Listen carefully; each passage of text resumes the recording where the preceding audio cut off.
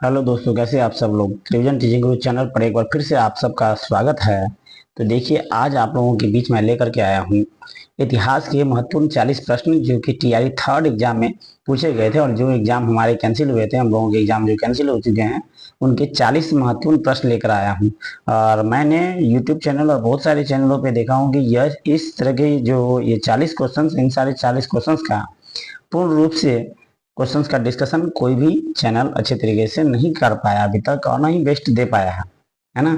तो आज मैं आप लोगों के बीच ये 40 क्वेश्चंस का जो है ना एक आंसर्स लेकर के आया हूँ, ताकि आप लोग भी देख सके कि 6 to 8 में जो है ना क्वेश्चंस के लेवल कैसे थे। तो यह आपका रिवीजन टीचिंग ग्रुप चैनल है, और इसमें देख सकते हैं कि इतिहास के महत्वपूर्ण पूछे गए 40 ऐसे प्रश्न हैं, क्वेश्चन आपको देखने को मिला था इस बार, जिसमें कि बहुत ही अच्छे लेवल के क्वेश्चन थे।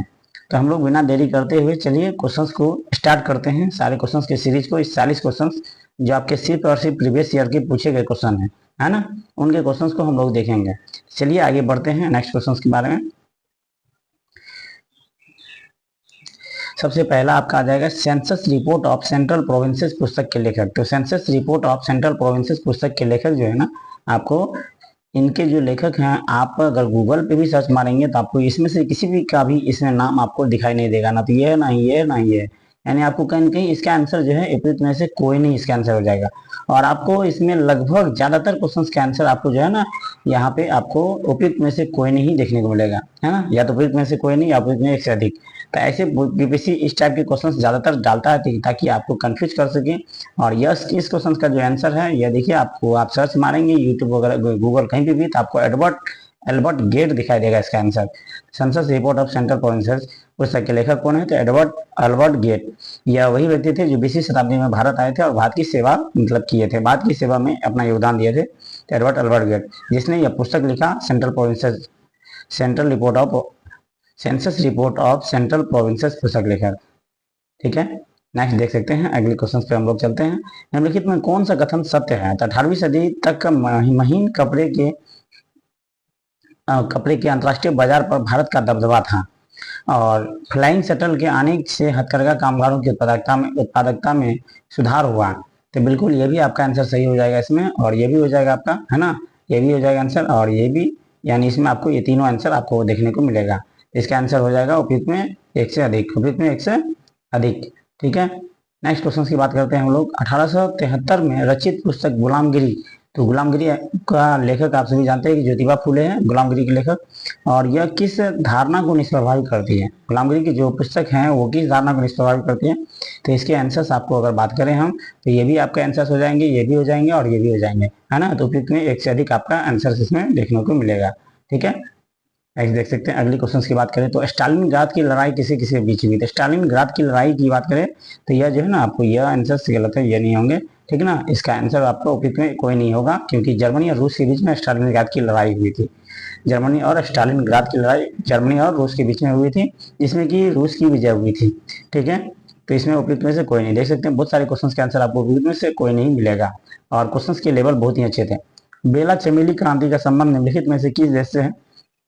तो बेला चमेली का क्रांति का संबंध अगर बात करें तो इसमें आपको जो है ना, ये किसी भी मतलब ना इससे ना इससे और ना ही इससे था, उपयुक्त में से कोई नहीं। इसका भी आंसर आपको ट्यूनिशिया हो जाएगा। क्या हो जाएगा? ट्यूनिशिया। ठीक है, नेक्स्ट देखिए, रोम चलो का नारा किसने दिया था? ये क्वेश्चन आपको किसी किताब में ज्यादातर देखने को नहीं मिलेगा, और कहीं पे नहीं है ना। तो आप ये जो है रोम चलो का नारा जो है ना, स्पेशली इससे बस आपको अनुमान के आधार पर ही इसका आंसर बताया जा सकता है कि यह मुसोलिनी के द्वारा यह नारा दिया गया था, है ना। क्योंकि इसकी जो है ना तुलना मुसोलिनी का जो है ना रोम मार्च की तुलना जो है ना, ये भारत में जो सुभाष चंद्र बोस सिंगापुर से जो दिल्ली चलो का नारा दिए थे उस मार्च से नहीं की गई है उसकी। तो इसलिए इसका आंसर मुसोलिनी ज्यादातर सही बन रहा है। और आप सभी जानते हैं कि बीपीएससी का आंसर की तो आया नहीं है इसका, क्योंकि ये तो एग्जाम कैंसिल हो गई थी, तो इसका आंसर की तो आपको देखने को नहीं मिला है। ठीक ना, लेकिन फिर भी इसका आंसर जो है ना, आपको खुद से अपने स्तर से मैं ढूंढ करके हर एक जगह से आपको एक कह सकते हैं फैक्ट आंसर लेकर के आया हूँ आपके सामने, जो कहीं ना कहीं इसका आंसर करेक्ट है। अगर इसमें भी किसी भी क्वेश्चन में आपको अगर संशय है, डाउट है, तो आप जरूर कमेंट में बताएंगे कि आंसर इसका, है ना। अगर आपको पता है तो आप बता सकते हैं नेक्स्ट आंसर। बाकी मैं पूरी तरीके से इनको जो है ना रिसर्च करके सारे क्वेश्चंस का आंसर लेके आया हूँ आपके सामने। नेक्स्ट देख सकते हैं, इसके बाद है आपको हाँ, संयुक्त राष्ट्र संघ के संस्थापक सदस्य देशों की संख्या कितनी है?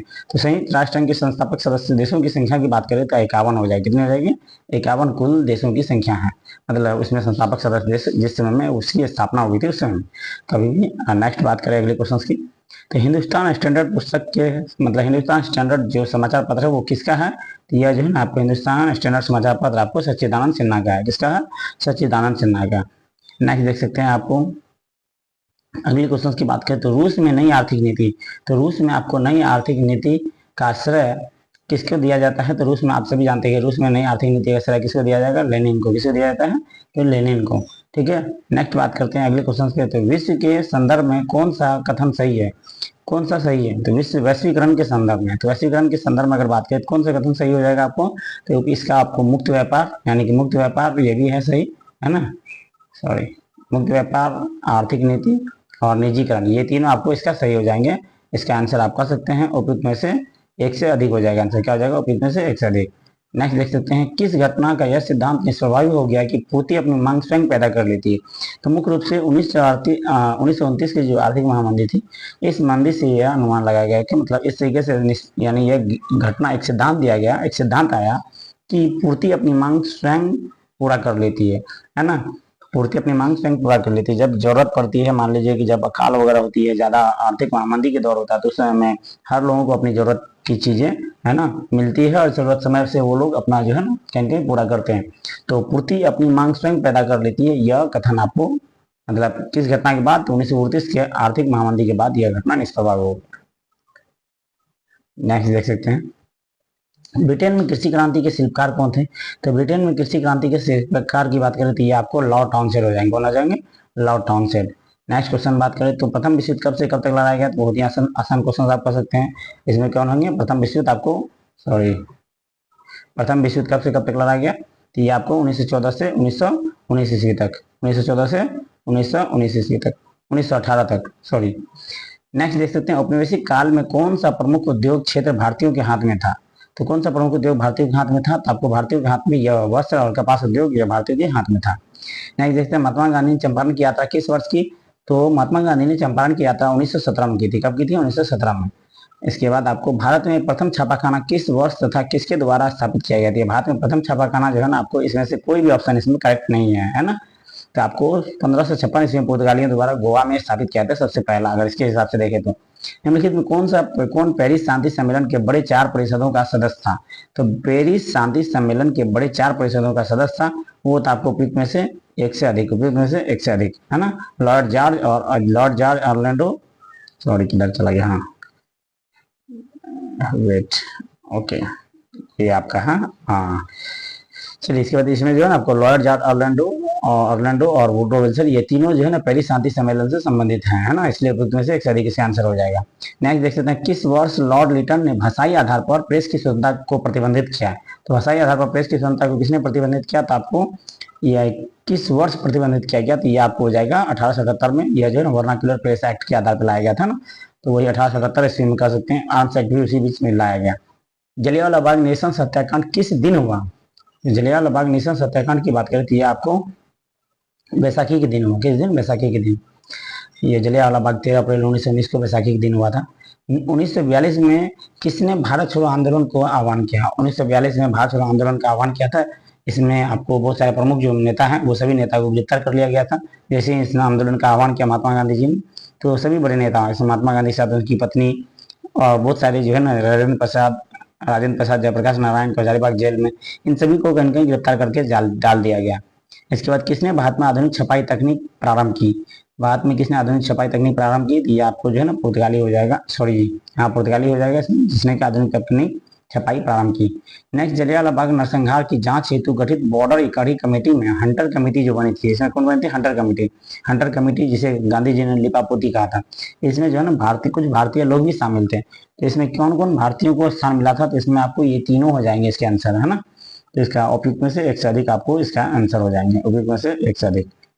नेक्स्ट देख सकते हैं अगला क्वेश्चन की बात करें तो हम लोग इटली में पुनर्जागरण किस भाषा एवं साहित्य में रुचि जागृत किया? इटली में जो पुनर्जागरण है तो वो आपको लैटिन एवं ग्रीक भाषा ने रुचि एवं जागृत किया। ठीक है, नेक्स्ट बात करते हैं 17वीं 18वीं शताब्दी के फ्रांस की सामाजिक संरचना विभक्त थी। 17वीं 18वीं शताब्दी में अगर बात करें तो फ्रांस की सामाजिक संरचना किसमें विभक्त थी? 3 स्टेट में विभक्त थी। कितने में? 3 स्टेट में। तो फ्रांस की क्रांति से कुछ ज्यादा ही लगाव था, आप कह सकते हैं बीपीएससी को। और फ्रांस क्रांति से बहुत ज्यादा क्वेश्चन इस बार दागे गए हैं एग्जाम में, और कह सकते हैं कि लगभग वर्ल्ड हिस्ट्री से अगर बात करें तो आपको 23 क्वेश्चन वर्ल्ड हिस्ट्री से दिया गया है। सोच सकते हैं कि कितना ज्यादा वर्ल्ड हिस्ट्री से प्यार है बीपीएससी को। इसके बाद बाकी सारे क्वेश्चंस लगभग 17 क्वेश्चंस आपको अदर सभी हिस्ट्रियों से, है ना। तो इस टाइप से आप देख सकते हैं, अनुमान लगा सकते हैं कि आपको किस सब्जेक्ट पे ज्यादा वेटेज देना है। और कभी किसी एग्जाम में तो एंशिएंट को भी ज्यादा वेटेज दिया जा रहा है, कभी किसी एग्जाम में आपको मध्यकालीन भारत से भी सवाल उठाए जा रहे हैं। तो इस टाइप से मतलब कि यह जो है ना एक तरीके से फ्लेक्सिबल है इनका जो क्वेश्चन पूछने का अंदाज है। तो मुख्य रूप से कह सकते हैं आ तो रहा है सारी पुस्तक से ही। इसके बाद देख सकते हैं प्रथम विश्व युद्ध के पश्चात हस्ताक्षरित वर्साइस की संधि ने जर्मनी को तबाह कर दिया, क्योंकि ये जो है ना इसमें जर्मनी ने अपने उपनिवेश खो दिए और इसे आसानीकरण कर दिया गया, क्षतिपूर्ति की राशि अत्यधिक थी। तो उपयुक्त में से इसका एक से अधिक इसका भी आंसर आपको हो जाएगा, क्योंकि इसमें जो है ना जर्मनी को पंगु बना दिया गया था इसमें। ठीक है, नेक्स्ट देख सकते हैं इनमें कौन ब्रिटिश के विरुद्ध लड़ने वाला जनजातीय नायक था? ब्रिटिश के विरुद्ध लड़ने वाला जनजातीय नायक कौन नहीं था? तो कौन नहीं था की बात कर रहा था, ये आपके पास याददाश्त कहाँ से हो जाएगा? ये तिलका मांझी, कान्हा मुर्मू तो होता ही। ठीक है, नेक्स्ट देख सकते हैं स्वतंत्रता, समान नियमों तथा समान अवसरों के प्रारंभिक विचारों की फ्रांसीसी सामाजिक बदलाव में प्रस्तुत करने वाले व्यक्तियों का सही समूह कौन था? तो जॉर्ज, डाल्टन, मॉन्टेस्क्यू और हॉब्स। 18वीं सदी के फ्रांसीसी समाज की वर्ग व्यवस्था के संदर्भ में कौन सा युग सम्मिलित है? तो देख सकते हैं फ्रांस की क्रांति से, यह भी क्वेश्चन से आपका आ गया। और इसमें ये तीनों सम्मिलित है, यानी टाइप जो है आपको चर्च द्वारा वसूल किया जाने वाला कर था। ये टीआरई 2 में भी पूछा गया था, टीआरई 3 में, टीआरई 1 में भी इसे क्वेश्चन देखने को मिले थे। लिब्रे फ्रांस की मुद्रा कहलाती है और टाइल जो है अप्रत्यक्ष रूप से अदा किया जाने वाला कर है। ठीक है, तो इस टाइप से उपयुक्त में से एक से अधिक आपको इसके आंसर हो जाएंगे। अगली बात करें तो किस वर्ष रूसी बोल्शेविक पार्टी को संविधान सभा में बहुमत न मिलने पर असेंबली में ने यह तर्क देते हुए कहा कि अनिश्चित परिस्थितियों में चुनी गई असेंबली के मुकाबले अखिल रूसी सोवियत संघ कहीं ज्यादा लोकतांत्रिक संस्था है, इनके प्रस्तावों को ठुकरा दिया गया। तो यह 1917 में ही क्रांति के दौरान ही यह हुई थी ये घटना। इसके बाद बात करें तो प्रसिद्ध क्रांतिकारी नेता चंद्रशेखर आजाद के अनुरोध पर किसने द फिलॉसफी ऑफ बम पुस्तक की रचना की? तो वो भगवती चरण बोहरा हो जाएंगे। कौन हो जाएंगे? भगवती चरण बोहरा। नेक्स्ट बात करते हैं कामागटारू क्या था? कामागटारू क्या था? यह जो है काफी फेमस क्वेश्चन है बीपीएससी का, जो कि एक जहाज था, है ना। इसके बाद नेक्स्ट देख सकते हैं कौन सा वर्ष स्थान अखिल भारतीय राष्ट्रीय कांग्रेस कमेटी के बैठक को दर्शाता है जहां संसदीय बोर्ड के गठन का फैसला लिया गया? यह जो है 1931 इसका आंसर हो जाएगा, है ना। उपयुक्त में से कोई नहीं यहाँ पे इसमें, क्योंकि ये सब में जो है ना संसदीय बोर्ड के गठन का फैसला नहीं लिया गया था, 1931 के अधिवेशन में इसका फैसला लिया गया था। इसके बाद बात करते हैं तो आत्मसम्मान आंदोलन के पुरोधा कौन थे? आत्मसम्मान आंदोलन के पुरोधा ईवी रामास्वामी नायकर थे। कौन थे? ईवी रामास्वामी नायकर। नेक्स्ट देख सकते हैं जर्मनी में नाजी यूथ लीग का गठन कब किया गया?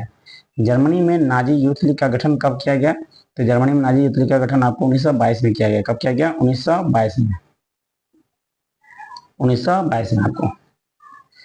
इसके बाद नेक्स्ट क्वेश्चन की बात करें तो किसने फांसीवाद से प्रभावित होकर के प्रथम विश्व युद्ध के बाद इंग्लैंड की संसद तथा यहूदियों के विरुद्ध प्रचार किया और काली कुर्ती वाले दल का गठन किया?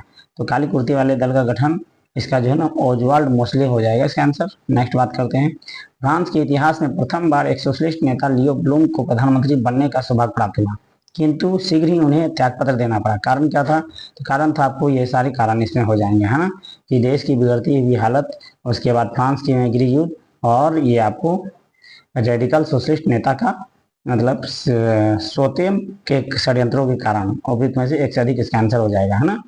उपयुक्त में से एक से अधिक आपको इसका आंसर देखने को मिलेगा। अगले बढ़ते हैं जर्मनी के एकीकरण के बाद बिस्मार्क ने रक्त एवं लोक की नीति का परित्याग करके किस नीति का पालन किया? तो इसने शांति का नीति का अपनाया। किस नीति का? शांति नीति का। चलिए अगली क्वेश्चन बढ़ते हैं 1904 में होते हुए हार्दिक समझौता। 1904 में हुए हार्दिक समझौता में कौन सा देश शामिल था? तो इसमें आपको सारे देश, यानी कि इटली भी था, इंग्लैंड भी था, फ्रांस भी था। इस टाइप से आपको कह सकते हैं कि उपयुक्त में से एक से अधिक इसका आंसर हो जाएगा, है ना। मुख्य रूप से आपका ये, ठीक है। इसके बाद देख सकते हैं आप 1815 ईस्वी में वियना संधि के दौरान कौन सा देश शामिल नहीं था? वियना संधि में कौन सा देश शामिल नहीं था? तो वियना सम्मेलन में आपको ये पोलैंड शामिल नहीं था, ठीक है। नेक्स्ट देख सकते हैं अगले क्वेश्चन में, ये लास्ट क्वेश्चन है आपको इस सेशन का, और पूरी तरीके से हम लोगों ने हिस्ट्री के 40 प्रश्नों को देखा है और उसके आंसर्स को देखा है ना। तो आपको अगर इसमें किसी भी आंसर्स, किसी भी क्वेश्चन में आपको डाउट लग रहा है तो आप प्लीज जरूर कमेंट में बताएंगे कि हाँ इसका आंसर ये होगा, ठीक ना। तो मैं उसको देखूंगा, मैं उनको सुधार करूंगा, लेकिन मेरे हिसाब से मैं जो है ना इसको सारे आंसर्स को रिसर्च करके फैक्ट रूप से एक तरीके से आपके सामने प्रस्तुत किया हूँ, है ना। और मैं कोशिश किया हूँ कि इसमें सारे सुधार करके सभी का करेक्ट आंसर देने का, ठीक है। इसमें देख सकते हैं कि यूरोपीय राष्ट्रवादी आंदोलन के दौरान प्रतीकात्मक शब्दावलियों का कौन सा युग सही था? काला, लाल और सुनहरा तिरंगा 1848 में उदारवादियों राष्ट्रवादियों का झंडा था, तो ये भी सही है। और बलूत पत्तियों का मुकुट बहादुरी, उपयुक्त में से यह उगते हुए सूरज की किरण, नए युग का सूत्रपात, ये उपयुक्त में से एक से अधिक। इसका आंसर आपको हो जाएगा, क्या हो जाएगा? उपयुक्त में से एक से अधिक, ठीक है। तो इस तरीके से 40 प्रश्न थे आपको, और मैं आशा करता हूं कि आपको यह सेशन जरूर पसंद आया होगा। और अगर आपको यह वीडियो पसंद आ रहा है तो आप जरूर इसे लाइक, कमेंट करें, सब्सक्राइब करें और जो है बेल आइकन को जरूर प्रेस करके रखें और इसे शेयर भी करें, ठीक है। आपको अगली वीडियो हम लोग जो है ना इसमें ज्योग्राफी को देखने वाले हैं, ज्योग्राफी का हम लोग आगे बात करेंगे नेक्स्ट वीडियो में। तो बाकी के लिए बने रहिए, धन्यवाद।